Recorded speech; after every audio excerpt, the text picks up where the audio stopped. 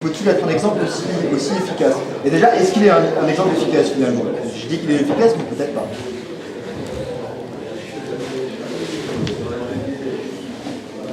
Bon, effectivement, j'ai beaucoup travaillé sur la peur.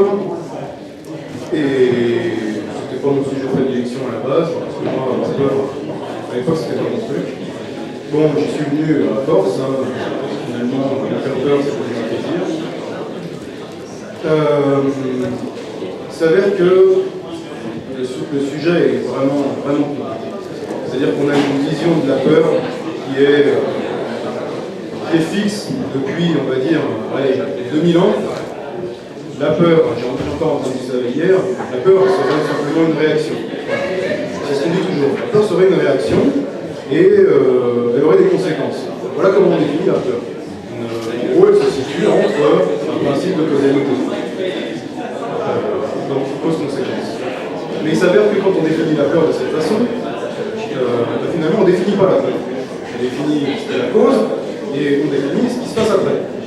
Mais la peur en elle-même, le phénomène de la peur, c'est-à-dire que là je parle de phénoménalité, il faut approcher le sujet par la phénoménologie, la peur elle-même, on ne la touche jamais.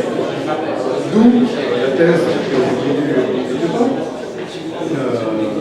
Il s'agissait pour moi de trouver vraiment ce qu'était la peur. À mes yeux, c'est-à-dire que la peur, en fait, c'est une modalité de l'être.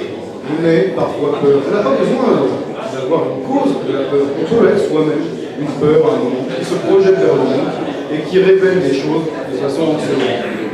Cette table n'est pas anxiogène du tout. Elle ne l'est pas.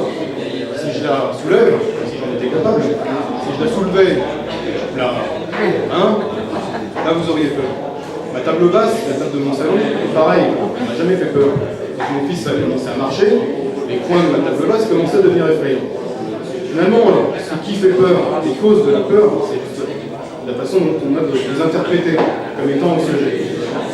Donc le zombie, pour revenir à lui, le zombie, pourquoi il fait peur? Le zombie ne fait pas peur, c'est nous qui l'interprétons comme ça, à travers les choses que nous reconnaissons, selon moi, les choses que nous reconnaissons en lui, les choses que nous savons, qui sont en nous, qui sont notre chair, notre corps, et qui font que nous reconnaissons ces choses. Ces choses sont au nombre de deux. Un, nous reconnaissons les choses comme nous faisant peur parce qu'elles nous pénètrent, potentiellement nous pénètrent. Deux, nous reconnaissons les choses comme potentiellement anxiogènes parce qu'elles nous étouffent, parce qu'elles nous contraignent, parce qu'elles nous enserrent, parce qu'elles nous enveloppent, etc. Forcément, ces termes sont ambigus et ils peuvent être aussi positifs. La pénétration, pas besoin de développer. L'enveloppe, le cocon, etc., pas besoin de développer. Mais ce sont des dynamismes, on va dire, anthropologiques, vous voyez encore le gros mot, ce sont des dynamismes qui sont ancrés en nous et qui vont nous permettre de reconnaître les choses. Alors le zombie, bah oui, le zombie, il nous chope, il nous attrape, comme le croque-mitaine. Le zombie, avant tout, avant d'être une gueule qui dévore, c'est une paire de mains. C'est une paire de mains qui sort de ses vies. Ils ont beau pas être rapides, ils ont beau pour pas, en gros, moi je me dis toujours, le soir, quand je me dis si les zombies arrivent, qu'est-ce que je fais? Ils arrivent sûrement à nous le faire. Bon, en vrai, ça m'arrive très souvent. Bon, je trouve que Michel a trouvé la solution avec son sabre. Bon, peu importe. Qu'est-ce que je fais si les zombies arrivent? Eh bien finalement, il n'y a pas trop de problème. Moi je cours, pas eux. Donc en gros, ça risque d'être assez simple. Mais il s'avère que dans la fiction, c'est jamais simple. Parce que, je sais pas, il y a une sorte de furtivité de la main, elle sort d'on ne sait où, elle sort tout le temps, elle attrape, etc. Cette main-là, cette main du croque-mitaine, cette main, finalement, cette main anxiogène, la main, pour revenir au monde technologique, la main du raison, la main de Dracula, la main de Dark Vador, la main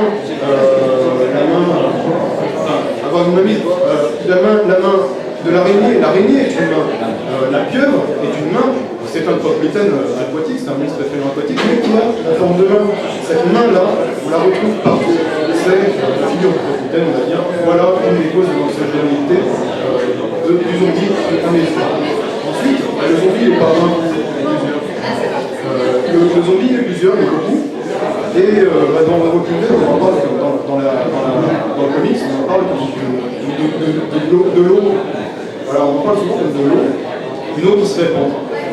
L'eau qui se répand, le déluge, les compètes de Gilgamesh, Ilmaïch, la Bible, et les déluges, on n'écoute pas, il y en a 10 000 différences dans l'histoire. Donc cette eau qui se répand, elle est évidemment sujet. Pourquoi? Parce qu'elle noie, elle étouffe, etc. On veut trouver cette dynamique dans le sujet. Et donc voilà, je ne vais pas m'étendre là-dessus. Et je voulais juste revenir sur une petite chose. Je pense avoir quelques questions que je vous permets. Est-ce que Alain Damasio a vraiment la possibilité d'utiliser les occasions de zombies c'est de romans futurs? Moi, je ne pense pas. Je ne pense pas parce que comme je le dis, il a écrit la vie. Il a réfléchi la vie. Or, quand il y a du zombie, il n'y a plus de vie. Les survivants, ils ne sont pas en vie. Roméo le dit lui-même. Le dit, me le faisait remarquer hier. Roméo lui-même, dès qu'il y a un zombie qui arrive, alors nous-mêmes, on est déjà morts. On est déjà morts. Donc, parler de zombie, c'est parler uniquement de la mort. On ne peut pas se servir de zombie comme prétexte pour parler de mort. À la rigueur, je pense que la figure du vampire est beaucoup plus propice à la chose. Le zombie, c'est de la mort. Juste pour revenir là-dessus, ça dépend d'une chose, c'est que pour moi, il y a deux façons de. Enfin, il y a deux sortes d'œuvres de zombies. Il y a ceux à la Romero ou à la Walking Dead où c'est une invasion totale et un fléau. Et il y a ceux que moi, je fonctionne plus, qui sont pas vraiment. Alors, ça peut être efficace, c'est vraiment qu'ils n'en disent pas. Ils sont plus ponctuels, justement ce que j'ai fait dans la BD, sur un lieu.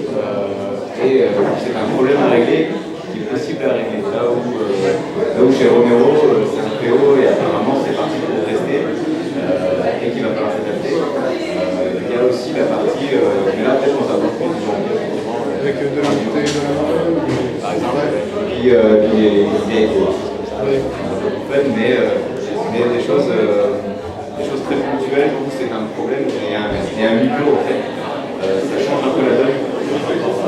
Après on peut dire que c'est sur toute la Terre, c'est la Terre. La solution n'est pas la même. Alors, c'est intéressant parce que pour être franc, je prévoyais de vous poser la question zombie versus vampire.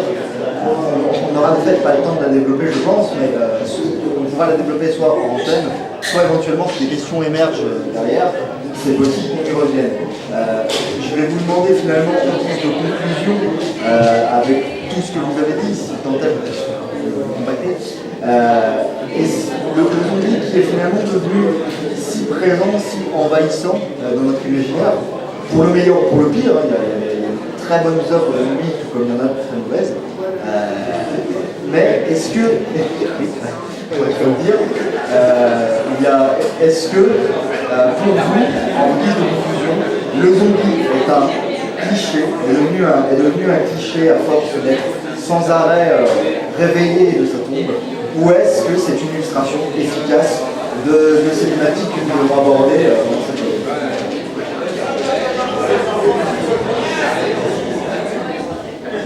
Moi, je crois que c'est une grande figure mythologique moderne, donc comme toutes les grandes figures mythologiques, elle est appelée à renaître de ses cendres en permanence. Et comme toutes les grandes figures mythologiques, elle possède son lot de clichés et son lot de créativité. C'est pareil sur la figure du vampire, on a pensé à l'utiliser, et puis là, il y a un renouvellement extraordinaire, les attitudes du thème du vampire. Voilà, moi je pense que le vampire et le zombie, c'est deux grands thèmes modernes, et c'est deux grands thèmes modernes parce qu'ils touchent justement au corps, à l'oubli du corps, et au renouvellement du thème du corps dans la création contemporaine. Donc je pense pas du tout que ça sera...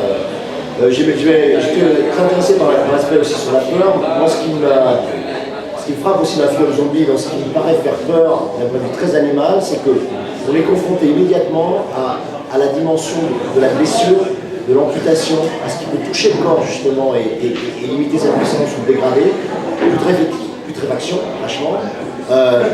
L'image de la mort, c'est-à-dire l'image de côté livide, rigidité des membres, yeux révulsés, etc. C'est l'image concrète de la mort telle que les gens l'ont vécu au Moyen-Âge et même avant, quand on était confronté aux morts, quand on voyait des morts, on ne voit plus des morts. Mais je pense que c'est dans notre inconscient collectif de savoir reconnaître si quelqu'un est mort ou vivant. Et c'est quelque chose de très animal, très instinctif, et je pense que ça rappelle des choses très anciennes, qui sont certainement dans le cortex, je ne sais plus comment on appelle celui-là, reptilien, et qui nous reviennent. Donc, et aussi le rapport à la maladie, parce que il est malade, il contamine, il y a quelque chose de viral. Donc c'est vraiment les grandes dimensions de ce qui risque de nous dégrader que ramènent les zombies en face. Donc la peur aussi, je pense qu'il y a quelque chose d'instinctif, elle n'est pas uniquement représentative, même si j'aime beaucoup l'idée de pénétration et d'enveloppe effectivement qui vient les étouffer, où je pense que c'est très vrai, en tout cas c'est des motivations de l'enveloppe qui sont différentes. Donc non, moi j'ai pas du tout peur, c'est comme si on me disait aujourd'hui, est-ce que le thème, je sais pas, du phénix, est-ce que le thème du Don Juan, est-ce que le thème de... Il y a beaucoup de grands mythes comme ça, sur un peu bien clichés. Oui, il y a beaucoup de clichés, oui, les jeux vidéo, il y a énormément de jeux de vampires et je pense qu'ils s'auto-épuisent au bout d'un moment. Mais en même temps, c'est une figure tellement puissante parce qu'elle a la croisée du corps, du rapport à la mort, des enjeux de contamination, si on n'a pas beaucoup parlé, mais je trouve ça super intéressant. Comment la contamination est quelque chose de... Le zombie, très souvent, il ne va même pas te manger, il ne va même pas te tuer, il va te contaminer, il va te rendre comme lui, quoi, tu vois. Et ce côté contamination dans un monde viral comme le nôtre qui est fondé sur la technologie et la viralité, ça fait écho, évidemment, quoi. Donc encore un thème, c'est comme tous les grands mythes, c'est à la croisée de beaucoup de choses. Et comme c'est à la croisée de beaucoup de choses, ça continuera à être vivant, ça continuera à alimenter la création. Moi, je n'ai pas de souci là-dessus. Pour moi, justement, ce qui est un cliché, actuellement, c'est surtout les jeunes. Il y a clairement une grosse